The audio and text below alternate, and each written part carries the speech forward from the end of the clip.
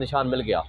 उसके बाद आपने देखा 4 दिन पहले जब प्रेसिडेंट को मिलने गए थे तो वहाँ जब सहाफ़ियों ने सवाल किया कहाँ जी बल्ले का निशान मिलेगा, पीटीआई सबसे बड़ी पॉलिटिकल पार्टी है, इस क्यों है काला कोट खामोश नहीं है।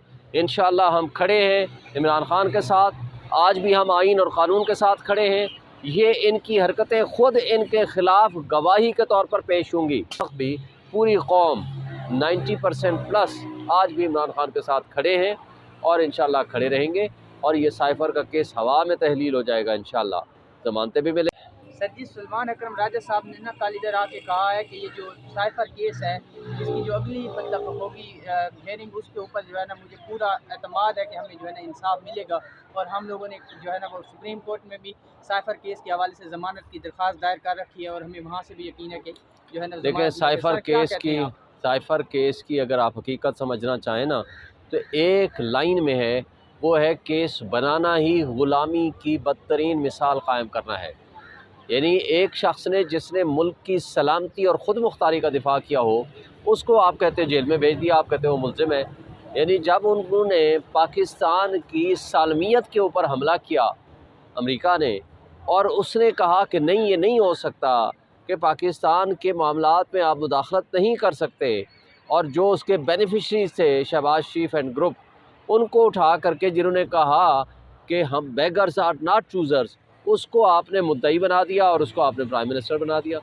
जहाँ तक साइफ़र केस का ताल्लुक़ है इसमें है ही कुछ नहीं सिवाय इस बात के कि बदनीयती पे मबनी एक मिसाल कायम करके उनको मैसेज देना चाहते हैं अमेरिका को कि जनाब देखा जिसने आपको डिफेंस किया, जो आपके ख़िलाफ़ खड़ा हुआ, या जिसने कहा कि पाकिस्तान की सलामती के ऊपर हम कोई कंप्रोमाइज़ नहीं करेंगे, हमने उसको सज़ा दे दी। ये एक एटमी मुल्क हो और जो इस तरह की हरकतें कर रहा हो तो मुझे बताएं, ज़िंदा कौमों में ऐसा नहीं हुआ करता। जो ज़िंदा कौमें होती हैं वो अपने मुल्क के हीरो का दिफा करती हैं, अपने मुल्क के हीरो को जेलों में नहीं भेजती। मैं समझता हूँ कि इस वक्त भी पूरी कौम 90% प्लस आज भी इमरान खान के साथ खड़े हैं और इंशाअल्लाह खड़े रहेंगे और ये साइफ़र का केस हवा में तहलील हो जाएगा इंशाअल्लाह, ज़मानतें भी मिलेंगी। और जब ये जेल ट्रायल नहीं होगा, ओपन कोर्ट में ट्रायल होगा, आपको सब समझ आ जाएगी जब मीडिया के सामने ये सारी कहानियाँ आएंगी कि किस तरह का फ्रॉड करके उनको फंसाया हुआ है। सर क्या समझते हैं ये जो एक साइड लाइन लगाने वाला सीन चला हुआ है मुल्क में, पेशावर हो पंजाब हो जिधर भी कहें, बाकी पार्टीज़ को जल्द से जुलूस करने की इजाज़त है। पीटीआई जब एक कन्वेंशन भी करती है तो वहाँ से कुर्सियाँ उठा के ले जाई जाती हैं, तो क्या समझते हैं कब तक ऐसा चलता रहेगा सर? देखें ये ज़्यादा देर के लिए नहीं चल सकता। वजह क्या है कि पूरे पाकिस्तान में आप देखें 100 मकामात पे हमने एप्लीकेशन दी कि जनाब हमें जलसे करने की इजाज़त दी जाए। लाहौर हाई कोर्ट के हुक्म से हमें लाहौर काना में इजाज़त मिली तो वो कुर्सियाँ उठा के ले गए, कारकुनों को गिरफ़्तार करके ले गए। फिर पेशावर हाई कोर्ट ने हमें अलाउ किया और पेशावर हाई कोर्ट के फ़ैसले के बाद मासेरा में जो आपने देखा उन्होंने जो कुछ किया, मर्दान और सवात में जो कार्नर मीटिंग की गई बंद कमरों के अंदर, बंद चार दीवारी के अंदर जहाँ इजाज़तनामे की भी ज़रूरत नहीं, उनको उठा के जेलों में बंद कर दिया। इसी तरह करक में जब जलसा करने की कोशिश हुई, सामने ANP का हो रहा है, सामने JUI का हो रहा है, उनको पूरा प्रोटोकॉल के साथ 200 पुलिस वाले उनके साथ हैं, जबकि करक के ऊपर रेंजर्स और पुलिस ने सीधी गोलियां मारी। लेकिन ये हरकतें, ये जो नफ़रत आमेज़ माहौल क्रिएट कर रहे हैं एक सबसे बड़ी पॉलिटिकल पार्टी PTI जो कि फेडरेशन की अलामत है, तो इसका इफ़ेक्ट क्या होना है? लोग आज कमिटेड हैं इमरान खान के साथ, लोग कमिटेड हैं PTI के साथ, उन्होंने इसका इजहार वोट पे करना है और बल्ले के निशान पे मोहर लगा के करना है। इन हरकतों से कोई फ़र्क नहीं पड़ता। इंशाअल्लाह वो वक्त करीब है। हमने इलेक्शन कमीशन को भी याददाश्त पेश कर दी है और बता दिया है, और हम समझते हैं कि इस वक्त मीडिया आज़ाद है, और आज़ाद मीडिया वो नहीं जो उधर वाला है। आपका मीडिया, सोशल मीडिया आज़ाद है जिसके ज़रिए से हमारा पैगाम पहुँच रहा है, और हम समझते हैं कि आवाम आज भी हमारे साथ खड़ी है। इंशाअल्लाह इलेक्शन अगला हम जीतेंगे और इमरान खान प्राइम मिनिस्टर बनेगा। सर ये बताइएगा कि ना जो है ना वकला कह रहे हैं कि इस खान साहब ने कहा है कि ज़्यादा जो टिकट है वो वकला को दिए जाएंगे, तो सर शुएब शाहीन साहब जो है किस हल्के से जो है ना वो इलेक्शन लड़ेंगे? इंशाअल्लाह जो हुक्म इमरान खान साहब का होगा, जो कोर कमेटी फैसला करेगी, हम सब उसको सरेआम तस्लीम करेंगे, और इंशाअल्लाह हम समझते हैं कि वकला भी उसमें पार्टिसिपेट करेंगे और जो दीगर हमारे लीडर्स हैं वो भी पार्टिसिपेट करेंगे।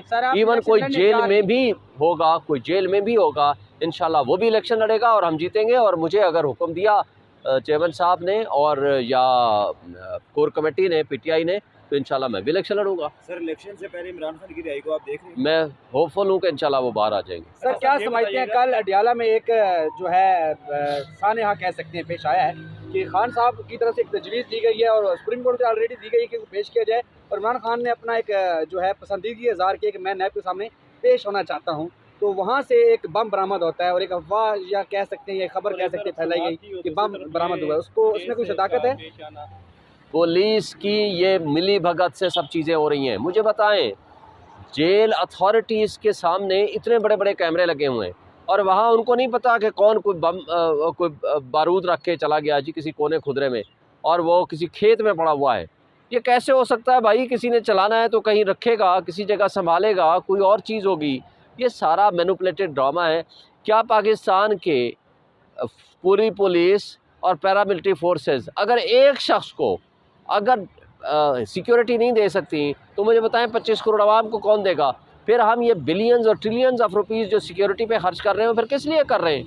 मुझे बताएं कि पाकिस्तान का जो खाली इमारत हम देते हैं तनख्वाहें अलग, $18 बिलियन सालाना दे रहे हैं हम इनको।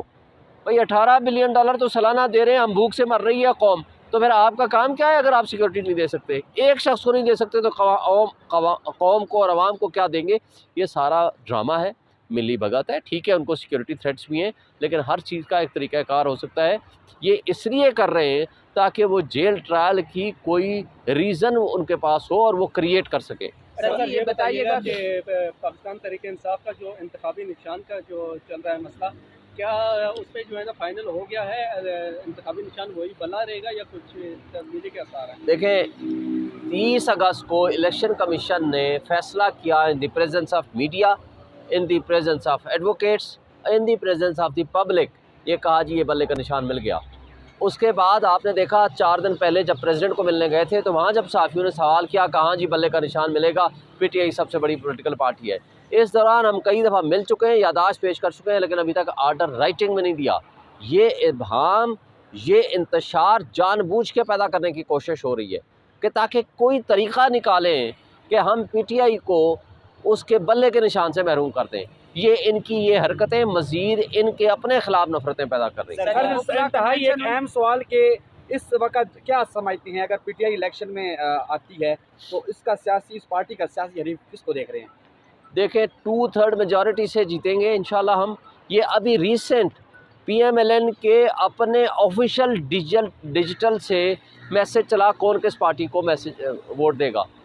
18% के 19% पीएमएलएन, 81% पीटीआई, कुछ सम परसेंट बाकी हैं। ये तो है उनका अपना, उसके बाद वो पोस्ट डिलीट कर दी गई।